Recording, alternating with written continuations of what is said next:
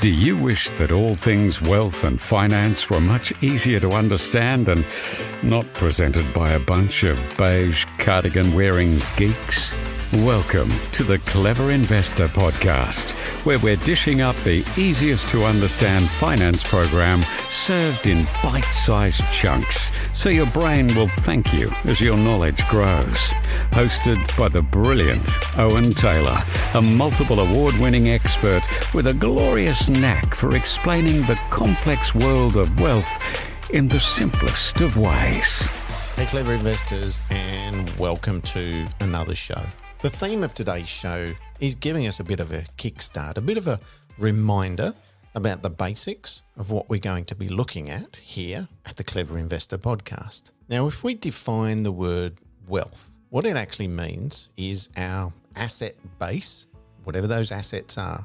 Maybe it's property, maybe it's shares, maybe it's gold. Your job is to build your asset base as large as you can with the money that you can comfortably afford and then to hold. And in the case of residential property, we always talk about holding long term. Now, a large part of this podcast is looking at reasons and how we can invest in property. And we've got various different reasons as to why you want to do it. For some of us, it's for building wealth long term. For some of us, we actually want to use the wealth that we've built in a property or a couple of properties to maybe pay off the mortgage that we have on our owner-occupied. For a lot of us, we've got the vision into the future of building a better lifestyle for some time into the future. But for a lot of people, they don't actually know why. We've got various different assets that we can invest into.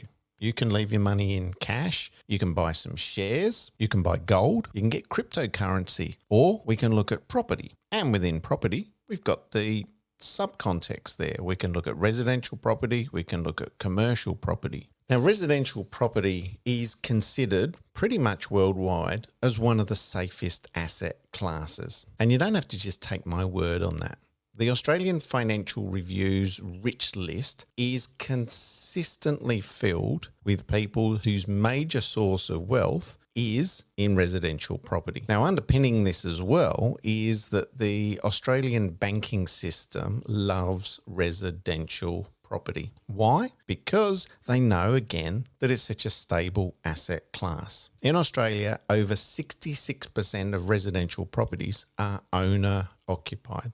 So we've got about 30-ish% which are held by the investors. If all of the investors got together on the same day and decided to sell all of their properties, which is a pretty remote thing to actually happen, but let's say that they did, that's only a small portion of the residential property market that has gone up for sale. So we're not looking at the market ever crashing because of what investors are actually doing. Now, it's good having a big chunk, the 66+% of the residential property market being held by owner-occupiers, because owner-occupiers don't tend to panic as much as a lot of investors do, mainly because they still need a place to live. They're going to stay living in their property, whether interest rates go up and down, whatever government comes into play, whatever tax rules change for the better or for the worse. So the owner-occupier part of the market gives us a great amount of stability. And we need to think about this when we're actually investing and what we're investing into. Ideally,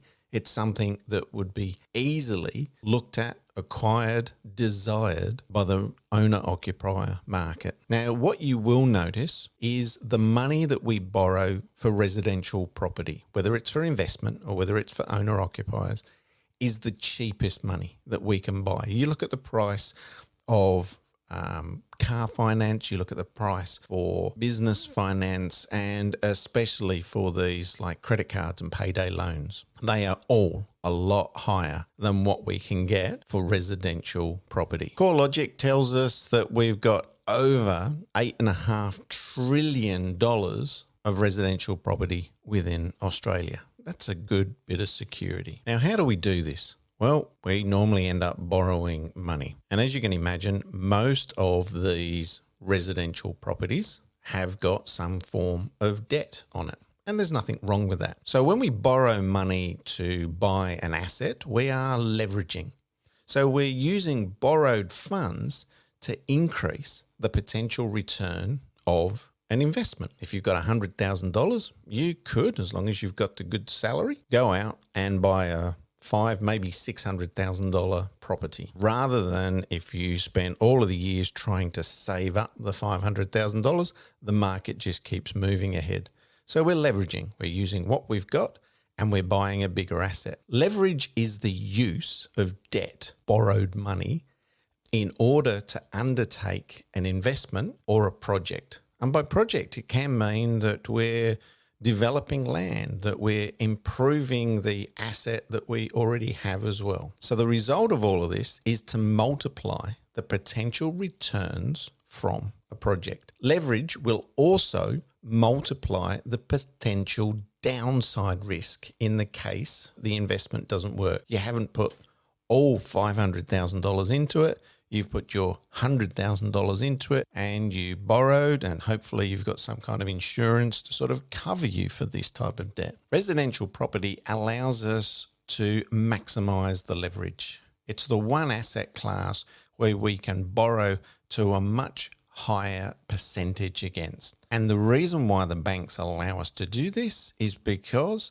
they understand that the risk is a lot lower in their case against residential property. What we've got to make sure, and what I want you to embrace through 2023, is don't confuse having a good income now with financial independence. So don't be reliant on your job for your financial future. Now, part of securing your financial future, you've got to take a bit of a risk. Absolutely. There is a risk in everything that we do in life. You get in your car, you put a seatbelt on, and we've all got 19 airbags in our cars.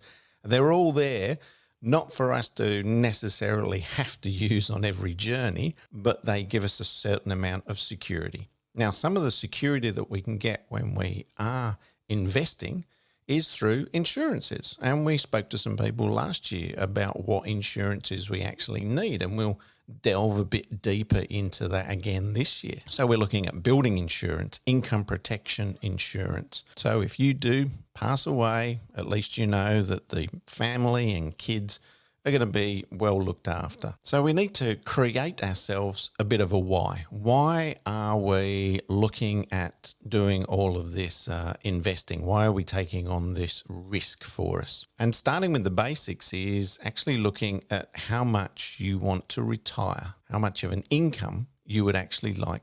As part of creating this why, I'll ask you a simple question.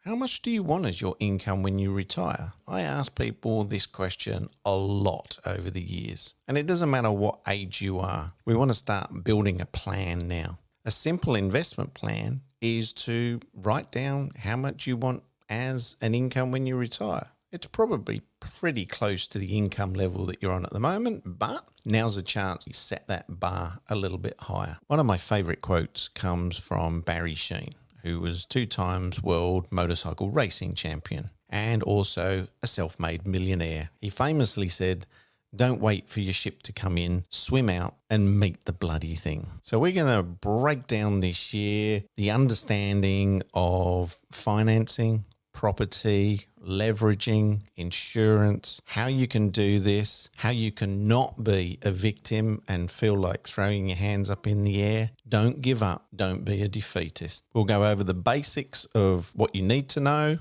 what you don't need to know. I'm going to help you rise above the noise of the general media and all the doom and gloom. Remember, it's really easy to sell. It's really easy for them to get your attention when the headlines are doom and gloom.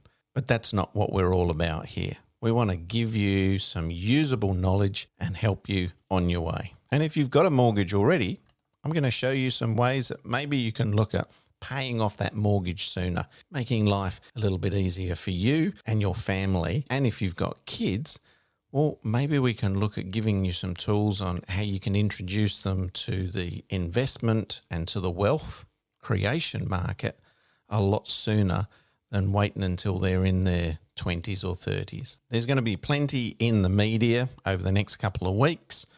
A lot of talk will be around the fact that there's going to be what was fantastic 2 and 3 year fixed rates during the COVID period. A lot of these are going to be ending throughout 2023. This is an opportunity for people to reassess their borrowings. Hopefully, all of you are going to be using a mortgage broker and getting them to do all the running around for you. The media wants to pick up, though, on the doom and gloom. So they're going to hone in on people that are in mortgage stress. I'm always interested to try and hear the backstory on these people that are in mortgage stress or claiming that they're in mortgage stress. Quite simply because I often wonder as to what extra debt that they've actually taken on in the background, because I can guarantee when the lenders would have written that loan for them, even if it was in the height of COVID, they would have been assessing interest rates at a lot higher than what we're actually paying at the moment. And even if we do have another 0.25% interest rate rise at the beginning of the year, it's going to be a much higher. They would have been assessing people as if their interest rates were, maybe 6.5%, 7%. So I often wonder about these other debts that people have picked up in the meantime, the credit cards, the store credits and such like that, which is causing them to then go, unfortunately, into a level of stress. As we go through the year, hopefully we may be able to help some people through all of this. I'm certainly going to get some of our experts back in. I've got some financial advisors and some great mortgage brokers due to come in and have a chat with us, along with the fantastic research team from Blue Wealth Property, who are at my beck and call for any of the stuff that we need. If you have any questions throughout the year, drop me a line at owen@thecleverinvestor.com.au. Follow us on all of our socials. Have an absolutely fantastic year, everybody. It's going to be a brilliant year because that's the way that we're just going to make it. I'll see you again next week for another edition of the Clever Investor Podcast. You have been listening to the Clever Investor Podcast, proudly sponsored this week by Blue Wealth Property. Are you ready to start a new investment journey? Get in touch with the industry leaders, Blue Wealth Property. Blue Wealth have a proven track record in using research to identify growth markets, and Blue Wealth have supported thousands of Australians to buy the right property in the right market at the right time. Go to bluewealth.com.au.